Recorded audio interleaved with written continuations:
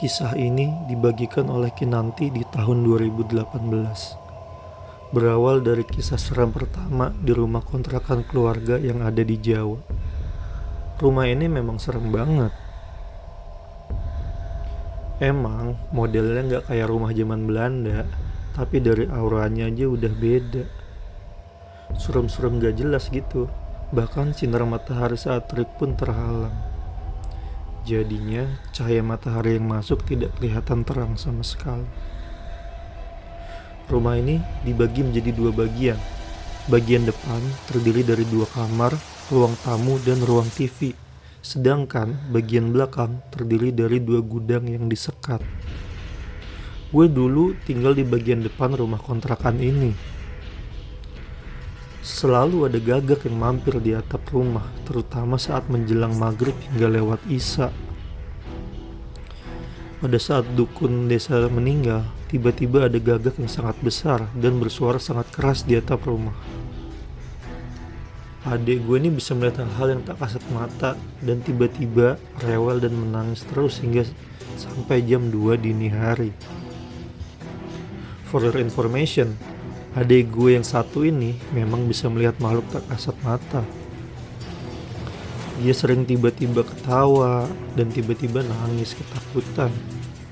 Yang paling mengerikan, tiap maghrib dia selalu melotot melihat ke atas dengan tatapan dan ekspresi marah.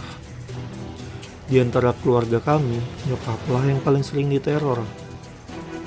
Awalnya gangguan-gangguan kecil mulai muncul. Seperti saat masak kompor tiba-tiba mati sendiri, mainan adik tiba-tiba menyala sendiri. Dan yang paling menyeramkan adalah saat nyokap sedang menidurkan adik.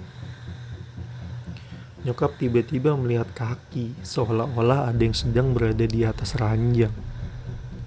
Nyokap pikir gue yang lagi duduk di situ. Tapi saat nyokap perhatiin, ternyata gue lagi tidur di kasur sebelah.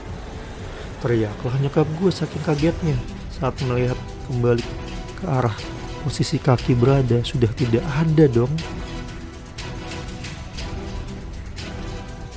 Jadi dulu gue sering banget tuh tidur di ruang TV. Entah kenapa tiap jam satuan gue selalu denger ada suara orang jalan di teras depan rumah. Karena suatu hari gue iseng nengok ke teras depan karena kesel dan penasaran. Tapi pas gue coba intip dari balik jendela, tiba-tiba suaranya hilang dong. Kan ngeselin banget ya. Begitu gue balik lagi, suaranya muncul lagi dong. Kan ngeri gue jadinya, langsung aja gue nutupin muka gue pakai kain saking takutnya. Selain suara orang depan teras, ada juga suara orang nyapu. Sampai-sampai nyokap gue diprotes tetangga sebelah. Gara-gara dikira tiap malam berisik nyapuin teras samping rumah. Ada yang bilang kalau sosok tersebut sebenarnya adalah sosok mbah-mbah bungkuk dengan pakaian Jawa kuno. Namun tidak ada yang tahu bagaimana tampilan dari wujud mukanya. Kalau pengalaman ini gue sendiri yang ngalamin. Padahal masih siang bolong loh. Jadi waktu itu kebetulan gue lagi sendirian di rumah. Tiba-tiba gue dengar suara anak kecil ketawa sama lari-lari di dapur dan gudang. Penasaran dong gue longok deh tuh arah dapur dari kejauhan. Ternyata bener aja, gue lihat ada 4 anak kecil lagi lari-larian di tengah dapur. Sontak gue nge-freeze, otak gue lagi mencerna nih apa yang sebenarnya terjadi. Tiba-tiba gue sadar, pasti ada yang gak bener nih. Ini pasti bukan anak kecil tapi tuyul. Gak pakai babi bu, langsung lah gue ngacir keluar. Ini masih membekas banget di ingatan gue waktu itu suara cekikan, karena makin kenceng pas gue kabur. Kejadian selanjutnya bermula saat ada salah satu tetangga gue yang lagi main dan numpang ke kamar mandi. Jadi saat dia mau masuk kamar mandi, tiba-tiba dia lihat ada 2 pocong di sana. Satu duduk di atas mesin cuci dan yang satunya lagi berdiri di sudut kamar mandi.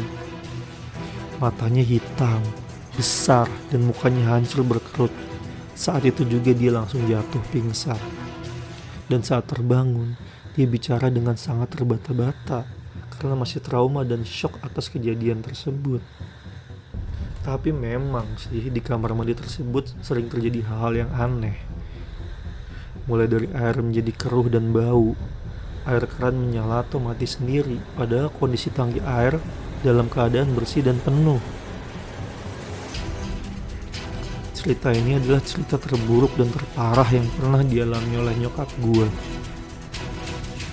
Karena gudang yang berada di belakang rumah tidak pernah digunakan,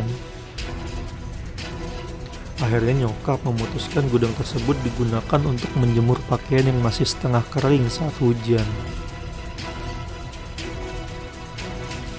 Kejadian bermulai sehabis maghrib. Pada saat itu nyokap pergi ke belakang untuk menjemur pakaian.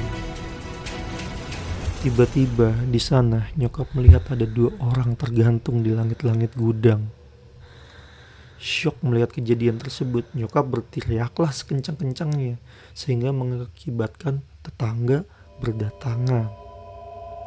Saat bokap dan tetangga tiba di gudang, mereka mendapati nyokap sudah terduduk dengan lemas sambil nutup matanya rapat-rapat. Bahkan saat bokap dan tetangga menghampiri nyokap masih belum berani untuk membuka matanya meskipun nyokap sudah dipindahkan ke ruang tamu. Selama beberapa jam, nyokap sama sekali tidak mengucapkan satu patah kata pun. Akhirnya setelah nyokap benar-benar merasa tenang, beliau menceritakan apa yang sebenarnya telah terjadi. Beliau menceritakan bahwa dia melihat ada 2 orang tergantung di langit-langit gudang dengan kedua mata terbuka lebar dan lidah yang menjulur. Sebenarnya sebelum itu nyokap juga pernah melihat buaya hijau besar dengan ukuran tubuh mencapai hampir setengah lebar gudang berjalan ke arahnya. Namun nyokap tidak menceritakannya. Baru setelah kejadian tadi, nyokap memutuskan untuk menceritakan kejadian tersebut. Hingga akhirnya, keluarga gue memutuskan untuk pindah dari kontrakan tersebut karena semakin lama kejadiannya semakin mengerikan. Akhirnya setelah pindah dari kontrakan tersebut, keluarga gue dapat info sebenarnya tentang apa yang telah terjadi dan menjadi penyebab dibalik semua kejadian mistis yang terjadi di sana. Jadi sebenarnya sebelum rumah tersebut dibangun, lahan tersebut sering digunakan sebagai sarana semedi dukun yang ada di desa.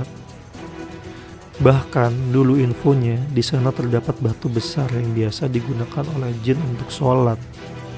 Bukan cuma itu, konon katanya pohon sawo yang ada di sekitaran rumah adalah sarang genderuwo.